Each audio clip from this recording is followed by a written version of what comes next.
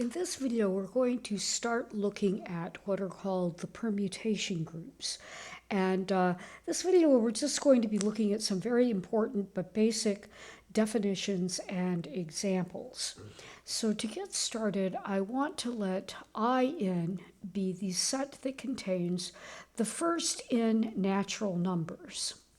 And I'm going to let SN be the set of functions that go from IN back to itself such that the function is both one-to-one and onto. And there's an important piece of notation that I want to introduce. Actually, it's more vocabulary than notation. If a function f belongs to Sn, we call f a permutation of the set In, of the set of natural numbers 1 through n.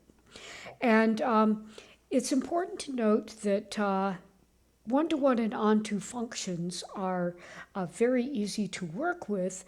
They have some very important properties, and you should have studied them in a earlier course in your proof techniques course. One of the things that I want to note is we need some notation, and in this particular video, we're going to look at what is called two-row notation for functions that belong to Sn. And the idea here is that we can represent a function by having its domain, and the domain is going to be on the top row of our two-row notation. And on the second row, we're going to have the image of each element. So this would be f of 1, f of 2, f of 3, f of 4, f of 5, all the way down to f of n. But now in a function, it's really important to notice that the important relation is not how we write the domain, but rather the interaction between the element in the domain and who it gets mapped to. So I want to look at some basic examples. So here are some examples. Let's let f be 1, 2, 3, 4, 5, 3, 2, 4, 5, 1. Now this represents the function f of 1 is equal to 3, f of 2 is equal to 2, f of 3 is equal to 4, f of 4 is equal to 5, and f of 5 is equal to 1.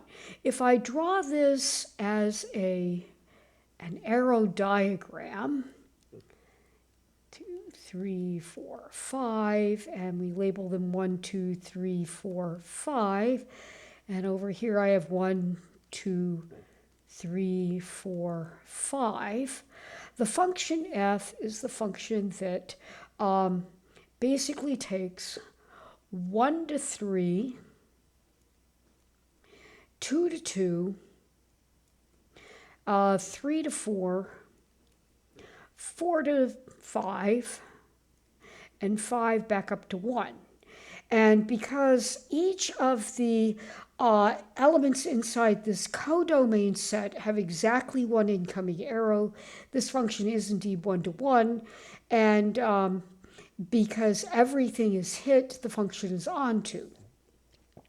But what I want to do now is I want to look at another two-row notation, and I'm just going to scramble the top row. Let's make it 2, 3, 5, 1, 4. Now, if I write down as a second row, 2 goes to 2, 3 goes to 4, 5 goes to 1, 1 goes to 3, and 4 goes to 5, I claim that this is just another name for f, because this function here also represents f of, well, for 1, I look at this column. So f of 1 is equal to 3. F of 2, well, I'd be looking at this column here. F of 2 is equal to 2. F of 3 is equal to, well, let's see, my 3 column is here, so f of 3 is equal to 4. F of 4 is equal to, let's see, f of 4 is this column, so f of 4 is equal to 5. And let's see, let's make that a 5 that doesn't fade. And finally, f of 5 is going to be based on this column here. And so f of 5 is going to be 1. And if you look at this set of information and this set of information, we find out that the function is doing exactly the same thing. So this really is just a different way of writing f. So I want to think about that. The important thing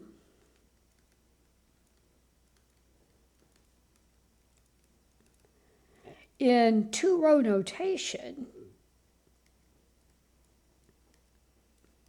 is the arrangement of the columns. In other words, well, let me say it as are the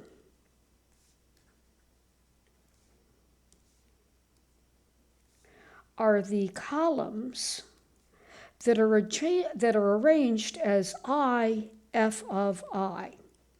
But we can arrange these columns in any order that we want.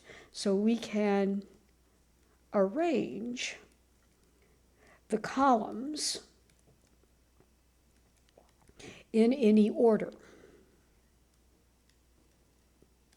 And so just to make this very, very clear, if I am dealing with I3, and I've got a particular permutation in I3, and I don't care which one it is, there are actually 6 different ways of writing this particular permutation in two-row notation. I can keep the top row as 1, 2, 3, or I can put the top row as 1, 3, 2, and then the bottom row gets changed appropriately. Or I can rewrite this as 2, 1, 3 on the top row, and the bottom row would have to be f of 2, f of 1, f of 3. Or I could write this as 2, 3, 1, and then f of 2, f of 3, f of 1. Or I can write this as 3, 1, 2 for my top line, and then I would have f of 3, f of 1, f of 2. And then finally, I could write the top row as 3, 2, 1, and the bottom row f of 3, f of 2, f of 1. All of these would represent the same function. The other thing that I want to do as a very tail end of this particular video is I want to make a note that it is customary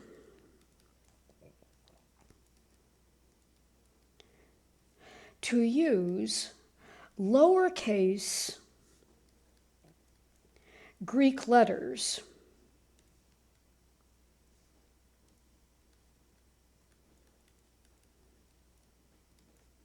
to denote the elements